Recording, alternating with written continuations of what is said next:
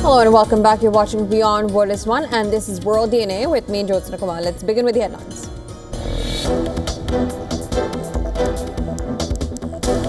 European leaders reiterate support for Ukraine as it pushes back against U.S. suggestion that it would need to cede some territory to Russia, calls for an approach that combines active diplomacy.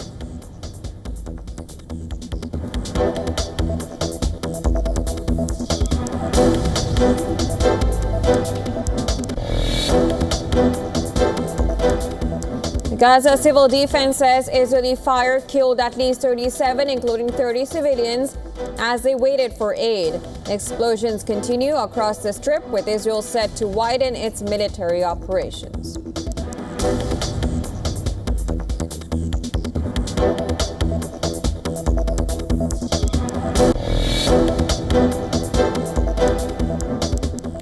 Police in London arrest over 450 people for supporting Palestine Action at the latest and largest protest backing the group since the government banned it last month under anti-terror laws.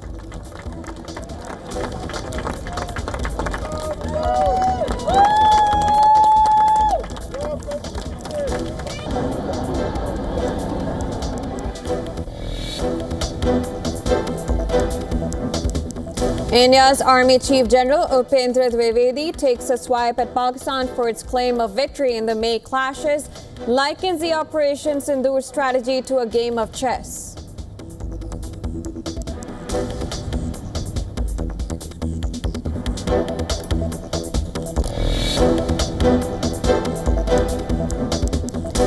Lebanon slams what it calls flagrant and unacceptable interference by Iran after an advisor to the Islamic Republic's supreme leader expressed opposition to the disarmament of Hezbollah.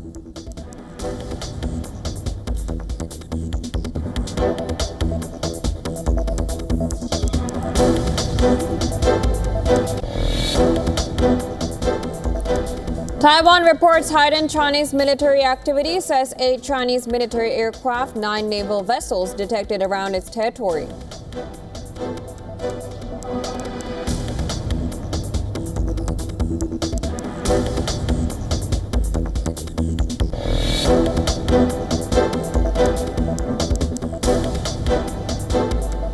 Dozens of Afghan refugee families, including women, children and elderly, gather in a public park in Islamabad after being evicted from their homes under Pakistan's crackdown on undocumented migrants.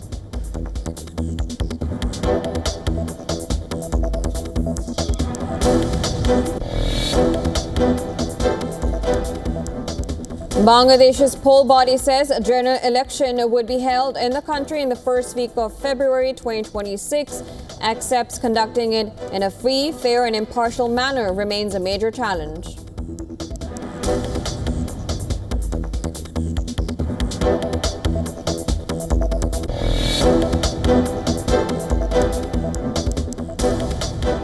Severe storm hits neighborhoods in Washington County, Nebraska, because it causes widespread destruction, toppling trees, damaging roofs, and pulling down electrical lines.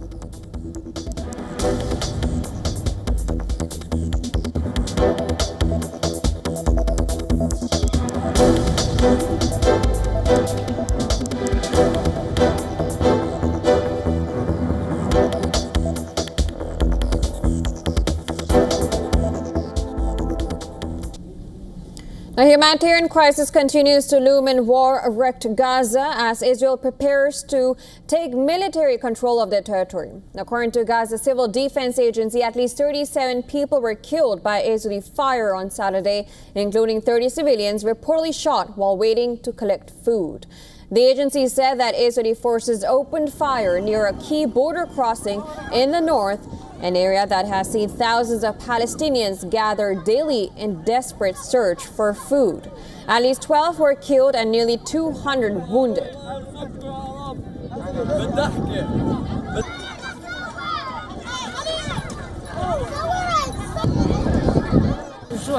Hunger has consumed us. We have no flour to eat and no one to provide for us. And our children are dying of hunger. We see death with our own eyes, and we come just to get a bite to eat. Later in the day, another attack in central Gaza reportedly left 6 dead and 30 injured as civilians assembled at an aid point. A drone strike near Khan Yunis in the south killed at least 3. With famine looming and aid critically short, Israel's decision to expand its military operations in Gaza City has drawn swift and widespread condemnation from both inside and outside Israel.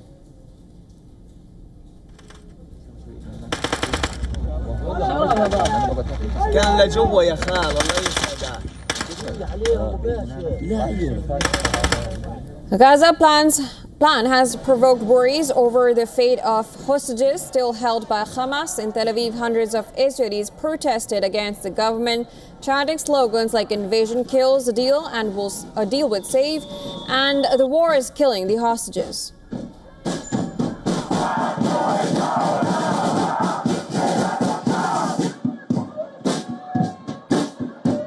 And we will end with a direct message to Prime Minister Benjamin Netanyahu. If you invade parts of Gaza and the hostages are murdered, we will pursue you in the town squares, in election campaigns, and at every time and place. We will remind the people of Israel day and night that you could have secured a hostage deal and you chose to have them killed. One group staged a symbolic hunger installation in Hostages Square, a stark visual echo of recently released video by Hamas showing an Israeli hostage in dire condition clutching a can of beans. At least 50 hostages remain in Gaza. Officials believe that only 20 are still alive.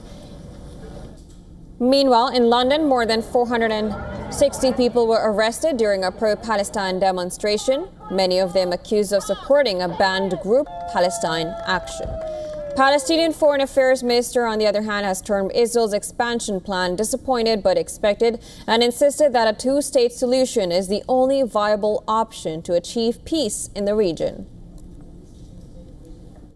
This is a very disappointing decision, but one that is expected. Israel wants to control the entirety of Palestine, and it doesn't shy away from saying it. It's been saying it for a long time. This is the intention of the expansionist ideology of Israel. They have said it very clearly in 1948. They have said it in 56. They have said it in 1970. And today we see it exercised on the ground. All of Gaza is today under the military occupation of Israel. Russia condemned Israel's plan to take control of Gaza City, saying the plan risked worsening the humanitarian crisis in the Strip. While Egypt's foreign minister warned that Israel's plan to expansion in Gaza will lead to forced displacement of Palestinians and call for urgent humanitarian access.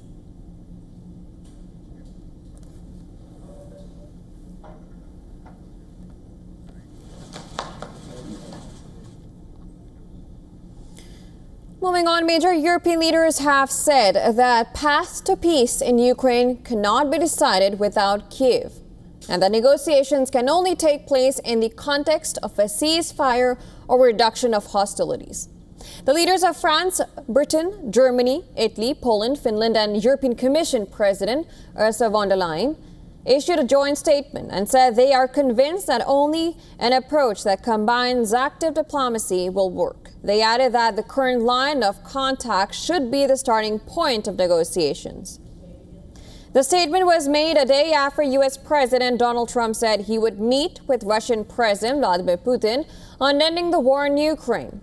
Trump plans to meet Putin in Alaska on August 15th, saying the parties, including Ukrainian President Volodymyr Zelensky, were close to a deal that could resolve the 3.5-year conflict. Now reports say White House is considering inviting Zelensky.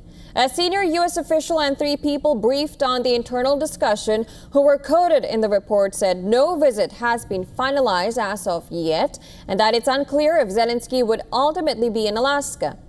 Zelensky has said Ukraine won't consider surrendering land to Russia to buy peace. Zelensky's statement came after Trump said there will be some swapping of territories to the betterment of both Ukraine and Russia without providing further details. Well, hours later, Zelensky said Ukrainians will not give their land to the occupier. The Ukrainian president also urged the country's allies to take clear steps towards achieving a sustainable peace during a call with Britain's PM Starmer.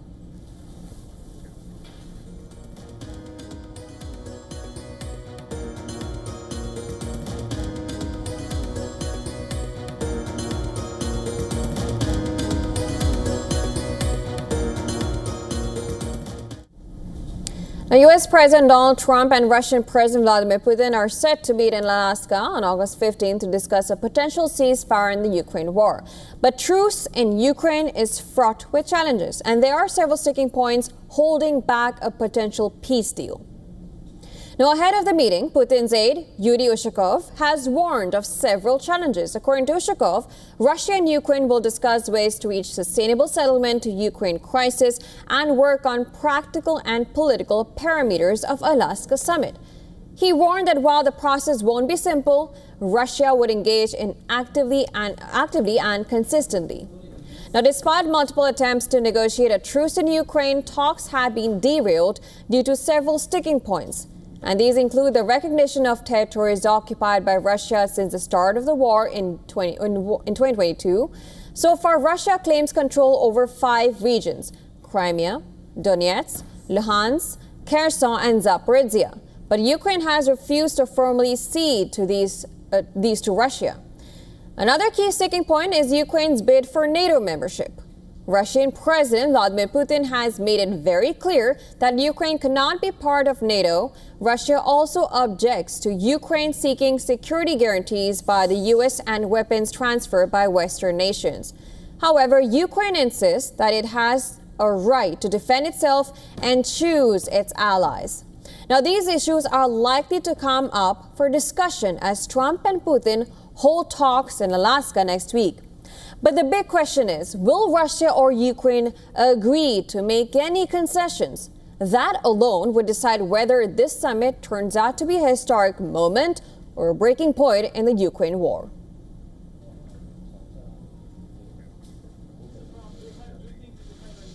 Vladimir, thank you very much. All right, let's move on. Here's a first look at the 2028 U.S. presidential race, and it starts in a crucial swing state. A new Emerson College poll out of North Carolina is giving U.S. an early glimpse at who's winning hearts and minds years before Americans head to the ballot box. North Carolina is a state that has the power to tip the scales in a national election, and its voters often reflect the mood of the country. Now, in the Republican field, no surprise, Vice President J.D. Vance is far ahead. He is sitting at 53% among likely GOP primary voters, leaving Florida Governor Ron DeSantis and Senator Marco Rubio trailing far behind in single digits. But Vance put out that he is not focused on the next presidential elections. I don't want to talk about lowly things like politics in this grand house. Come on. Look, I think my view on the politics of 2028 is I'm not really focused even on the election in 2026, much less 1-2 years after that. And if we do a good job for the American people, the politics will take care of itself. So I'm going to try to do a good job for the American people, just as David's trying to do a good job for the people of the UK. On the Democratic side, it's a much tighter contest. Pete Buttigieg leads with 17%. Kamala Harris follows at 12%. But here, a quarter of Democratic voters are still undecided. The poll also reveals the economic worries shaping this race.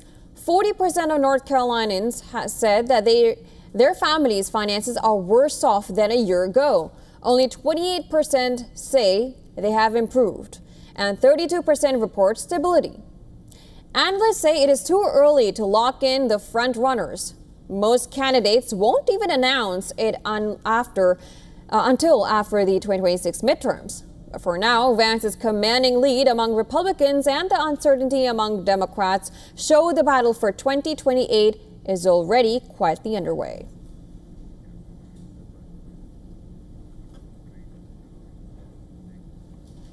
Now, a deadly shooting outside the U.S. Centers for Disease Control and Prevention in Atlanta has left one police officer dead and raised questions about the killer's motive. The incident unfolded near CDC's Atlanta headquarters. Multiple rounds were fired and a firefight that ended with the suspect dead. Investigators say early evidence points to a personal grievance. The shooter believed that the COVID-19 vaccine had caused or worsened an illness he was experiencing. This individual case comes against a wider backdrop of growing distrust in vaccines since the pandemic. Across the world, confidence has slipped.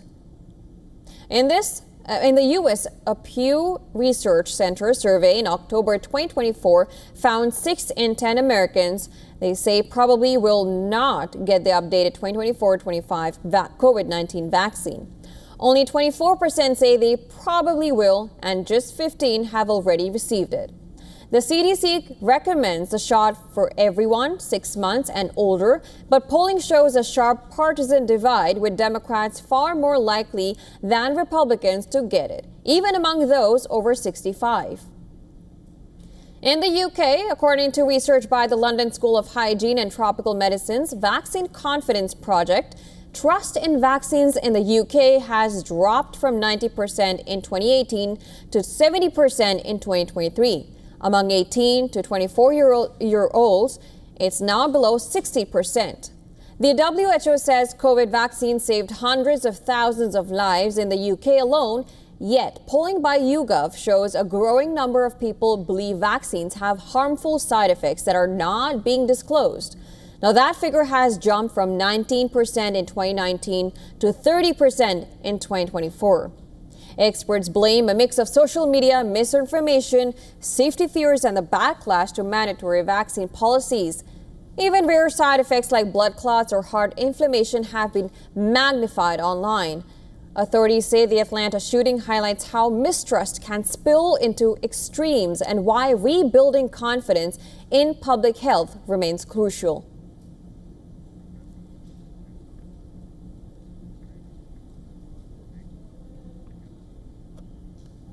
Now, marking a key milestone in space exploration, 4 members of Crew 10 made a successful water landing off California coast on Saturday, splashing down near San Diego in their SpaceX Dragon capsule. The 4 astronauts returned to Earth 17 hours later. After the Dragon capsule, they were aboard, undocked from the International Space Station on Friday. Visuals from NASA show the SpaceX capsule parachuting into the Pacific off the Southern California coast after departing the orbiting lab. NASA astronauts Anna McClain and Nicole Ayers, along with Japan's Takuya Onishi and Russian cosmonaut Kirill Peskov, were assisted out of SpaceX Dragon capsule following a 5-month crew rotation mission aboard the orbiting laboratory. In addition to helping retrieve the Boeing Starliner crew, Butch Wilmore and Sunita Williams, who were stuck at the space station over 9 months, the team also made scientific and technological advancements during their 5-month stay on the ISS. The crew conducted hundreds of experiments in biology, materials science, and human physiology, critical research for future long-duration missions to the Moon, Mars, and beyond. The astronauts had over 200 science experiments on their to-do list. Amid these achievements, the mission also marked SpaceX's 3rd crewed splashdown in the Pacific and the first NASA crew to return to the region in 50 years. Now, earlier this year, SpaceX shifted splashdowns from Florida to California coast to minimize the risk of debris falling over populated areas.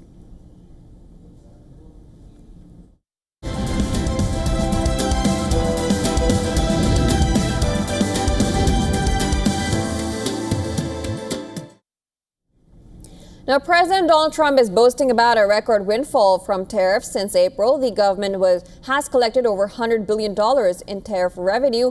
But is this windfall money good for the U.S. economy? Now, what's the story behind those numbers?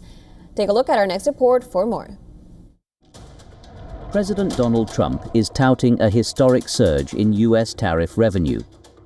Treasury Department data shows nearly $30 billion collected in July alone, a 242% jump from last year. Since April, when a 10% tariff was applied to almost all imported goods, total collections have reached $100 billion, triple the amount from the same period last year. All the tariff revenue goes into the Treasury's general fund. the so-called checkbook of America, helping to reduce the $1.3 trillion budget deficit, though it's far from wiping it out.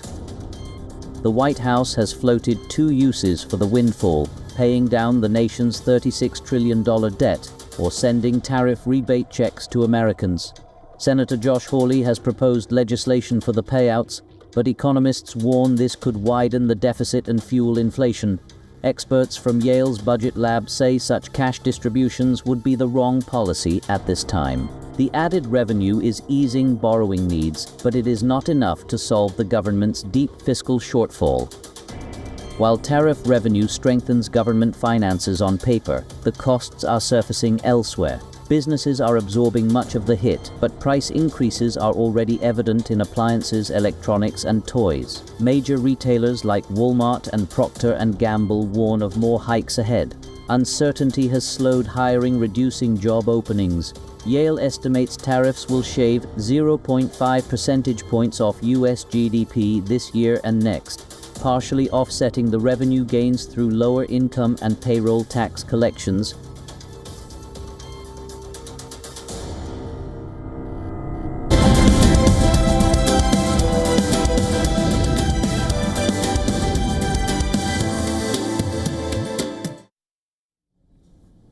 Right over to football now. The highly rated Slovenian forward Benjamin Sesko has joined Manchester from RB Leipzig. The deal is worth around $98 million. The 22-year-old has joined on a 5-year contract. The transfer fee is reportedly $89 million with $8.5 million in bonuses. Sesko was also a target for Newcastle United, but he chose to join Ruben Amorim's side. Newcastle have now lost their third target to Manchester United this summer. The Magpies were also interested in Matthias Cunha and Brian Mbumo, but both players chose to join United instead. The Red Devils finished 15th in the Premier League last season, while Newcastle were 5th and qualified for the Champions League in a campaign in which they also won the EFL Cup. Now, following the signing, Sesko in a statement said, and I'm quoting, "The history of Manchester United is obviously very special, but what really excites me is the future. When we discussed the project, it was clear that everything is in place for this team to continue to grow and compete for the biggest trophies again soon." Sesko has spent the past 2 seasons in Germany. He joined Leipzig from the sister club Salzburg in 2023. He scored 39 goals in 87 games in all competitions, along with 8 assists, 27 of those coming in 64 Bundesliga appearances. Sesko is the top goal scorer in Europe's top 5 leagues in all competitions. He is 1 ahead of Real Madrid's Jude Bellingham and 5 clear of Florian Wirtz, who joined Liverpool from Bayer Leverkusen this summer.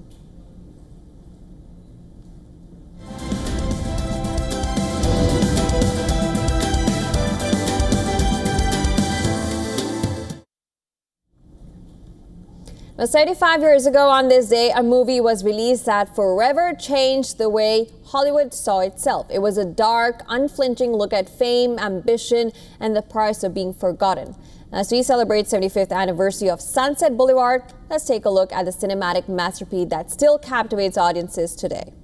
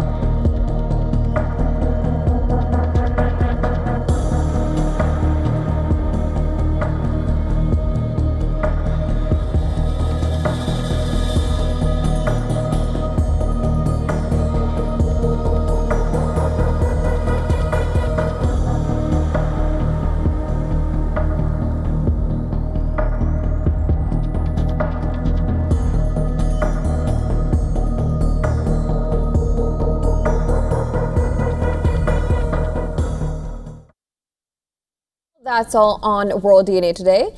But before we go, we will also be talking about a lot of news on the other side of this break. We talk about major European leaders that have said that the path to peace in Ukraine cannot be decided without Kiev and that negotiations can only take place in the context of a ceasefire or reduction of hostilities.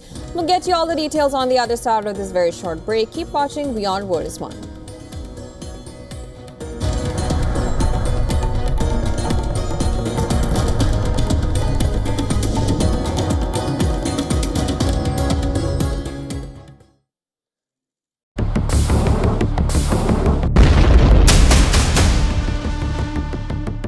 Israel's army draws a red line. Top generals say no to Netanyahu's call for a full Gaza occupation as Netanyahu pushes for total control.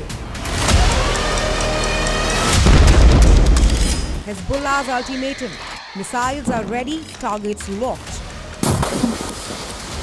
Hezbollah warns of an all-out war if Israel makes a move, rejects calls to disarm. How Tehran says it foiled Israel's deadliest spies and exposed Mossad's secret network after Israel's opening blow. And is Syria the next stage of the war? As Israel and the US redraw the map, is a new front line quietly taking shape? And who is really calling the shots in what's left of Damascus? Watch the West Asia Post with me, Radi Francis, only on WION. World is One. अबे rickshaw वाले पैसे ना लेना madam से भाभी है तुम्हारी You are mad? ऐसा कुछ नहीं है. As Ranjana re-releases in Indian cinemas, we tell you why the film's team is not happy. I've sometimes been called the most famous comedian who nobody knows. Meet world-renowned stand-up comedian Papa CJ. Maybe you have to let go of who you were. And just like that, bid adieu to the much-talked-about Sex and the City reboot. We're still gonna have to call it date night in our 50s? All this and much more with me, Diksha Bisla, on WION at these times.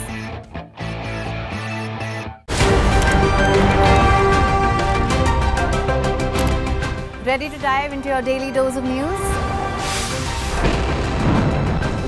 Bringing you what's trending in the West and all that's setting trends in the East. And all of this served up with a side of insightful banter. We don't just bring you the latest stories.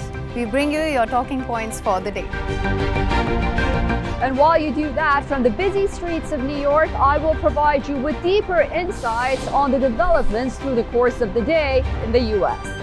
The show that keeps you ahead of the global curve. A conversation you'd want to be a part of. A place where news becomes an engaging exchange. We bring you stories that impact your present. This is World DNA.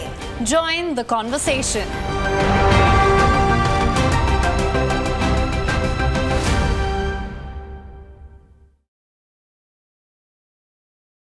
WION, India's global voice, the channel that brings you the biggest stories from across the world through India's lens.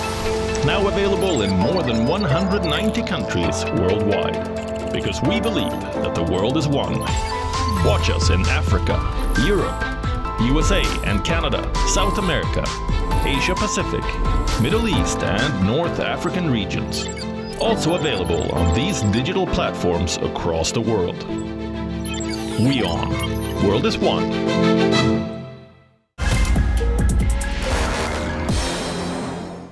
I think WION Business Masters does a great job of unpacking what goes on in the minds of a leader, and I think that's really wonderful for people to look, listen and learn from.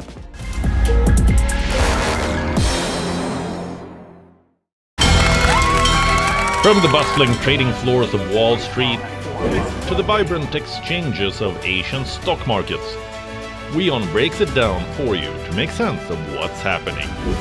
As we reveal the key factors behind events, strategic battles, and the game-changing business decisions that shape the world. We bring you all of this and more on World Business Watch.